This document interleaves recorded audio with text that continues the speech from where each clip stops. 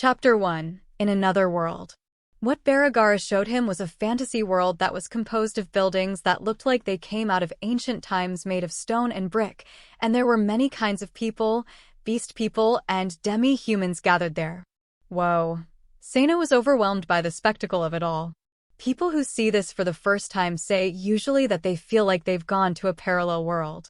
That is, if they can keep their mouth from hanging agape. What do you think about it, little guy?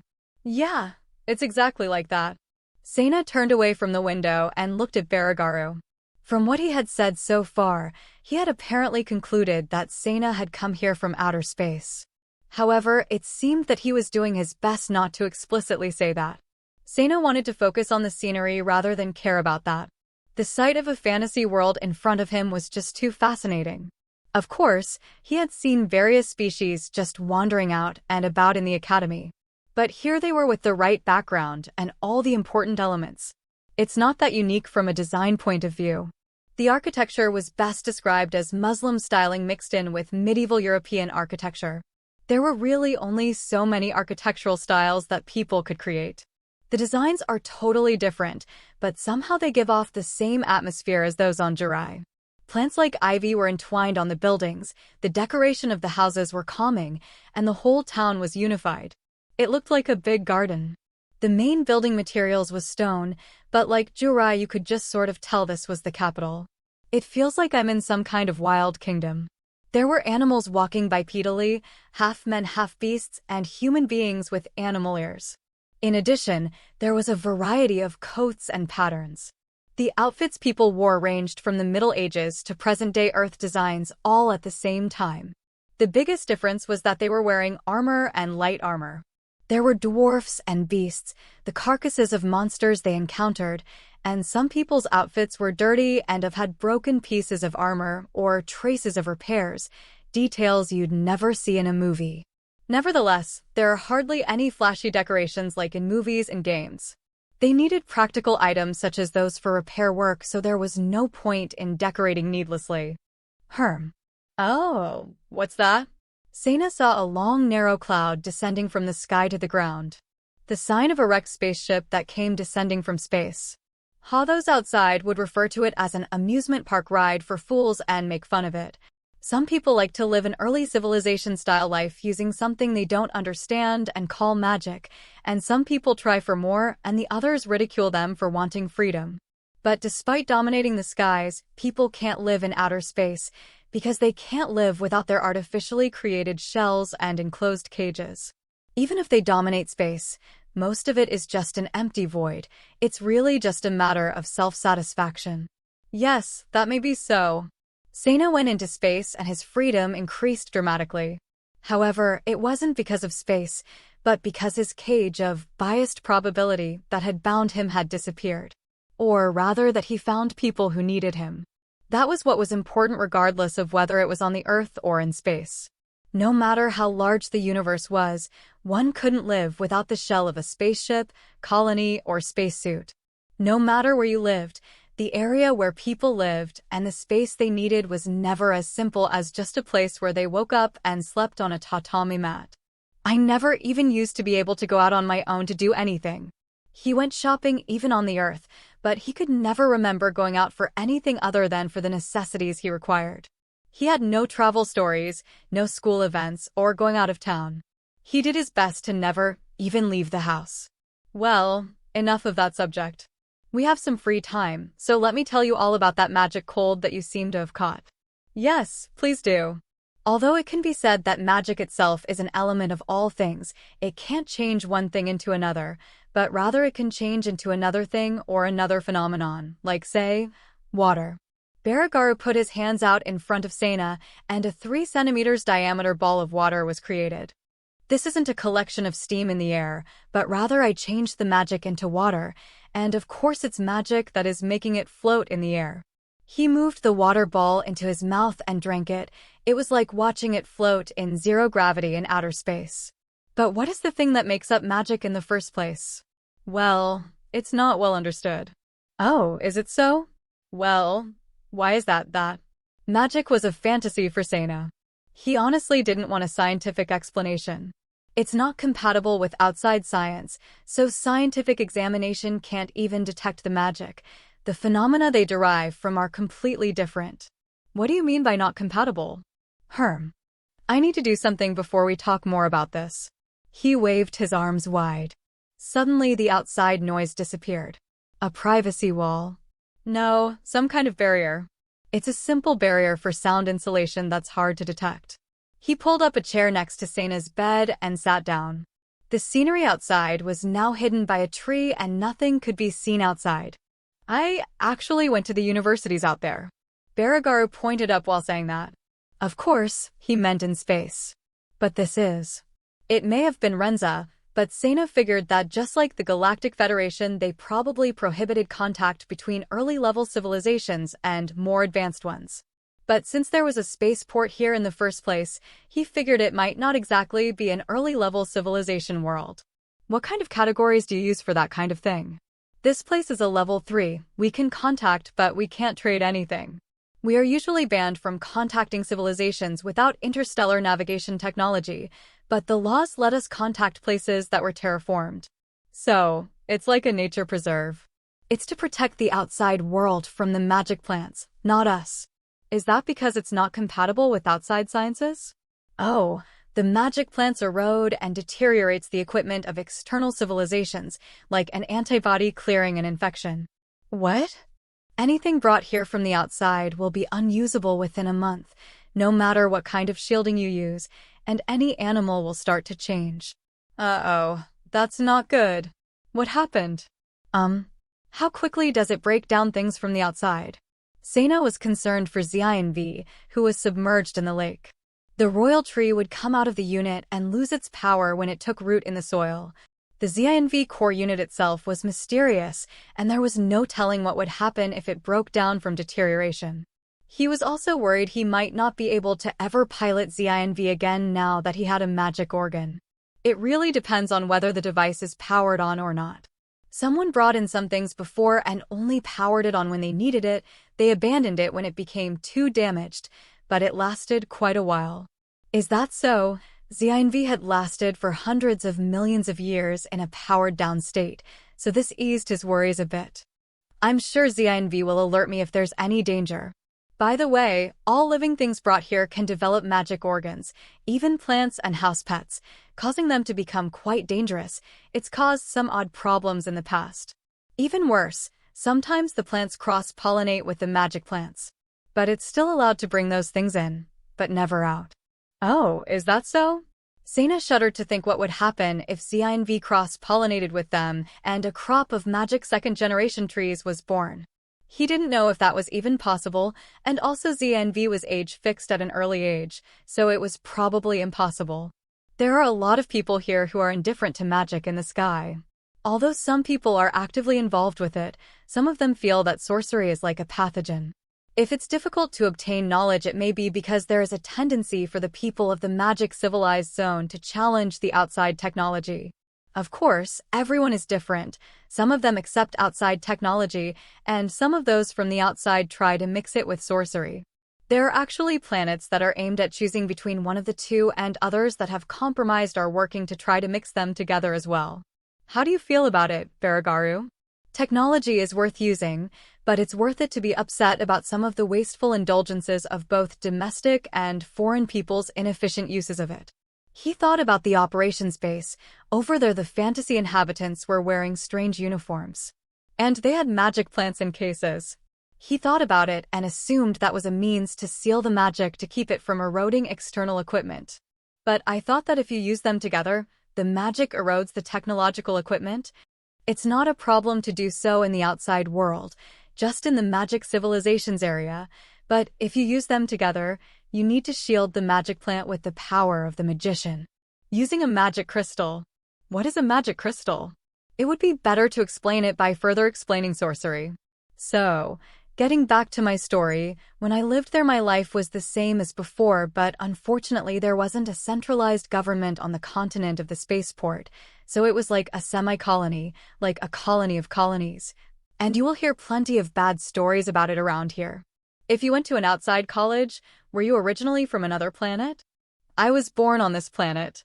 Basically, this magically civilized country doesn't think that leaving is a good idea, and it's not easy to get access to the spaceport. So how did you get out there?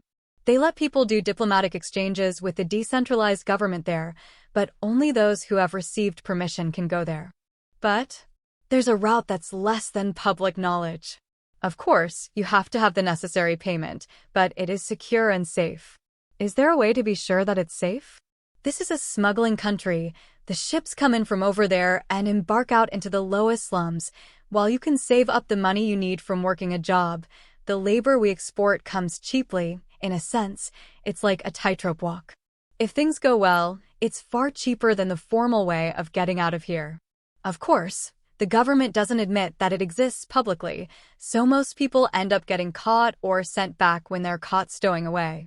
Even if you can make it out there, it's common for those who leave to spend their entire life in the slums. You can't get an ID to get a normal job, so people leaving have a tendency to become second-class citizens. It's hard work, but those who want to get out do it if they try. Considering that Sena needed to get off the planet in the future, this seemed like a kind of prison. Still, it was better than being cast away on a barren, unexplored planet. I can't say anything about people in general, but there are a lot of people who have admiration on the outside for those young people who want to leave. But even if you manage to get out, it's still hard to get out of the star system. The route to go to space only extends to the military spaceport, which you probably saw earlier. The number of ships is small and travel expenses are quite expensive. Many give up their dreams once they get there. So how did you make it out? Sena was personally penniless. His money was all managed by Kariko, and so it couldn't be used. If he couldn't establish communication with the outside, at worst he could work here to save money. In my case, I had a sponsor, but these days it's hard to figure out just how much it's going to cost, so less people are willing to do that. I see. How troublesome. Another way is to enter the military and get a humanoid weapon. I don't know how that is done, but it's the shortest route to getting outside, but the army requires you have at least initial level bioenhancement for enlistment. If you're a human though, you can receive the initial bioenhancement adjustment free of charge. Is that so? Sena got some ideas for a moment, but switched the conversation in another direction quickly. Either way, I have to cover my cost of living first, then there's also the problem of medical expenses. If you got out so far, why did you come back here? Oh, of course, if you don't want to discuss it. It's not a big deal. The life out there just wasn't for me. Of course, I got the knowledge I wanted, so it was a great experience, but honestly, I just didn't feel like life was any different. Maybe so. Sena's environment had changed dramatically, but his daily life wasn't that different from when he was on Earth. Of course, there were things to get used to, but the basic daily lives of people were the same everywhere. They worked and went out for entertainment, meals, and sleep. It is more fun to be a hunter-adventurer here than it is to live out there. It fits me. And I like parts of the society here. If you live here, you can live a life that feels natural and simple. Parts. Well, it's just my preference, but honestly, it's because if you have magic and magic skills, you can live without much help from the outside. There's a concept of living a slow life on Earth. Some think that a primitive life is pleasant, and modern society is too vulnerable to crisis. What I got from going to an outside university is that I also have a high amount of scientific skills, but I also got to obtain knowledge of other planets' magic techniques. Beauregard leaned against the backrest of the chair. Is it different than here? Well, they tend to ignore each other because of the incompatibility between science and magic, but I found people who were interested in magic on the outside. Even the scientists were interested in learning the various differences in planets' magic practices. Well, isolation just naturally causes variation, I guess. Naturally, but there is nothing natural about magic. It seems like it's a very unnatural phenomenon. They think it was actually created artificially, but they don't know how, why, or by whom. But by analyzing various places' history, it seems to have existed for a very long time. Some scholars actually think it's one of the oldest things in the universe. The oldest in the universe? The concept of supernatural powers such as magic on the Earth had existed since ancient times. For primitive mankind who lived closer to nature, the techniques of magic predated those of science. We've confirmed that they even had a concept of it during the prehistoric civilization. There's no doubt that it existed even before that.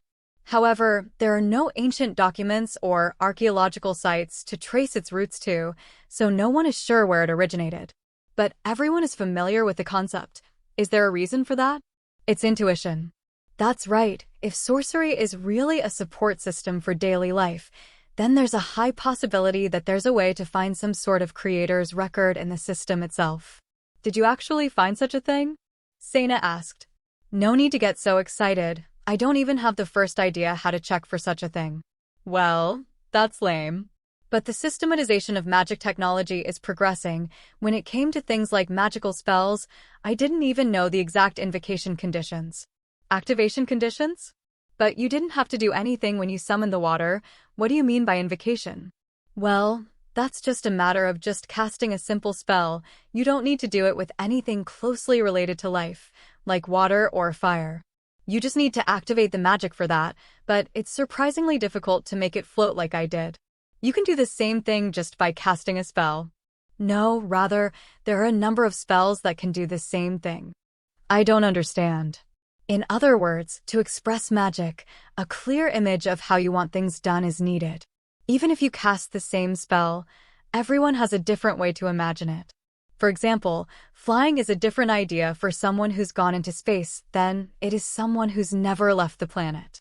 Oh, I see. Words are certainly ambiguous. Although it's possible to find common ways to approach things, there are a lot of differences in the number of spells that do the same thing, and so systematization is natural to categorize what is being demanded by magic in those spells. And the variations are impossible to know without going outside the solar system. But once you know that everyone can use the same magic, can't they? Well, no, not so easily. It's the simplest thing to know the right way to do things, but the amount of magic that's required for each act is really the most troublesome matter to the vested interests of magic itself. Vested interests? Oh, but isn't the magic all around here? There are two kinds of magic. The magic cold that you have is a phenomenon that occurs due to the formation of a thing called a magic organ in the body. Inside of me, but, well, it certainly felt really hot in my chest before I lost consciousness. Sena put his hand on his chest, but the feeling had gone away already. Yes, a magic organ is being formed there, and magic uses the internal magic that accumulates in that magic organ. Internal magic? The magic substance drifting in the air is distinguished from it and is called external magic. So, there is internal and external magic. The two are similar things, and you can't control them unless you're a magician. When your reserves are small, the magic that you can use is limited. It's similar to your basal metabolism. It's used to strengthen the body first. To strengthen the body. It's the surplus part that is used. What you can do just depends on how much you've got. So, if you use a lot of internal magic with your magic, you won't have much left over. Worse, there will be none left for strengthening your body. That can make you faint, but if you're pretty strong, it will just make you fatigued. But physical strengthening magic is a basic ability which everyone with a magic organ possesses, and it continues to consume internal magic for its maintenance. Therefore, many people can't even manage to use other types of magic.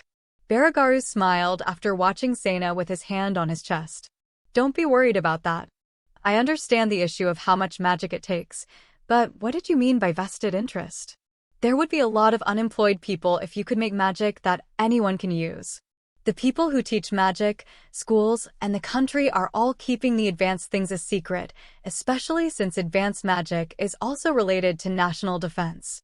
But the same thing can be said of technology, which gives countries strategic advantages. It's a major factor that has obstructed the progress of systematization. In other words, advanced magic was treated the same as weapons here.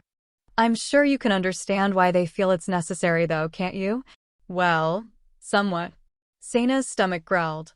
But I just ate 2 hours ago. Gahahaha. After the magical cold, that's common, you should be considerably depleted. Baragar laughed and got Sena some stew from a nearby pot. Because Sena knew he wasn't dangerous, he took the stew and ate ferociously.